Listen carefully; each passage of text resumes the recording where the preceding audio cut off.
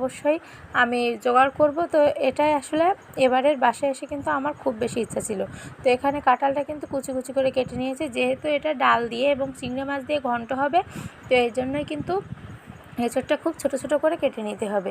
কেটে নিয়ে এটা সিদ্ধ করে কিন্তু দেন ডাল এবং চিংড়ি মাছ দিয়ে এটা সুন্দর করে এই যে ঘন্ট করতে হবে। তো এটা রান্না করেছিল আপু, অনেক বেশি সুন্দর হয়েছিল। আপনাদেরকে দেখাবো, এই যে দেখুন, এটা কিন্তু সেই কাঁঠাল যেটা আপনি একটু আগে ছেলে দেখেছিলেন।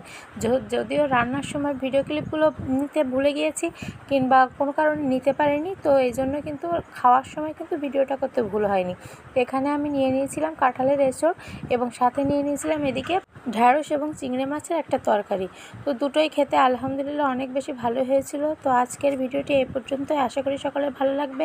আমার 3য় বর্ষের যে অনার্স পরীক্ষা চলছে, তো সকলে আমার জন্য দোয়া করবেন। আজকের ভিডিওটা এই পর্যন্তই। আল্লাহ হাফেজ, সকলে ভালো থাকবেন।